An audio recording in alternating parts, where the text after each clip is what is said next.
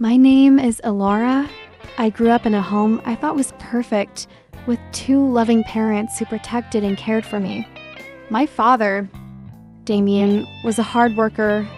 He was tall and stern, but always warm when he spoke to me. He was the protector of our family, someone whose presence alone made me feel safe. My mother, Serafina, was the epitome of love and gentleness. She ensured our home was always clean, meals were ready, and everything ran smoothly. Her comforting smile could make anyone believe that everything would be all right. They seemed like the perfect couple, complementing each other in every way. As an only child, I was very close to Damien. When I was little, I was his little assistant. I held his tools while he fixed things in the garage or helped him sweep the yard. I saw him as my hero, someone who knew everything and could do anything. When I reached my teenage years, our relationship remained close but shifted. Damien became not only a father, but also someone I could confide in. We talked about life, dreams, and things I rarely discussed with my mother. That bond felt special, though I never thought much of it. But everything changed on an afternoon that seemed ordinary. That day, my mother went to visit a friend.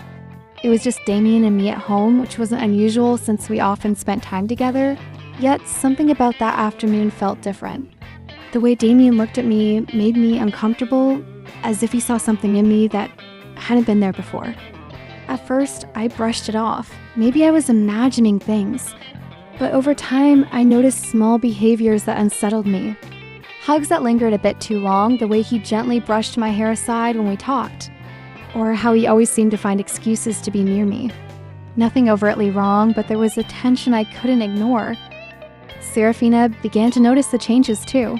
She grew quieter, often watching me and Damien with a look I couldn't decipher. When we laughed together, I could feel her eyes studying us, as if searching for something. The atmosphere in our house changed drastically. The warmth that once filled our home now felt cold and tense.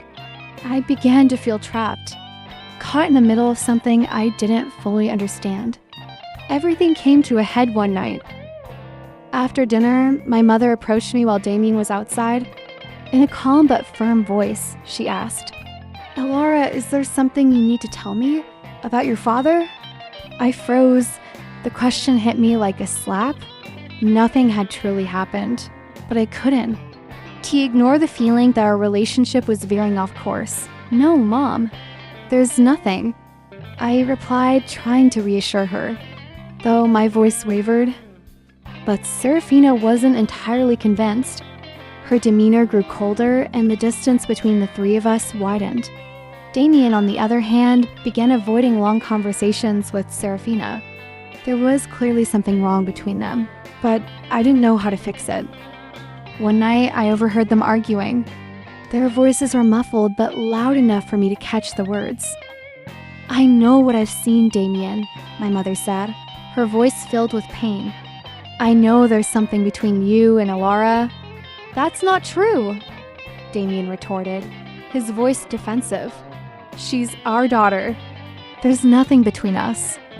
But the way you look at her, the way you act, I'm not blind."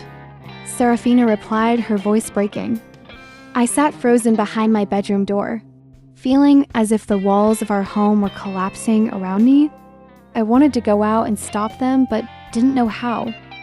A few days later, Serafina decided to leave. She didn't give a long explanation, only that she needed time for herself. Damien tried to talk to her, but it was clear she had made up her mind. After that, our house felt empty, not just physically, but emotionally. I still lived with Damien, but our relationship was no longer the same. Every conversation felt awkward, and I constantly felt the need to keep my distance. Eventually, I decided to leave. I needed space to find myself, far from the shadows of the past. Damien tried to understand, but I knew my departure left another scar on his heart.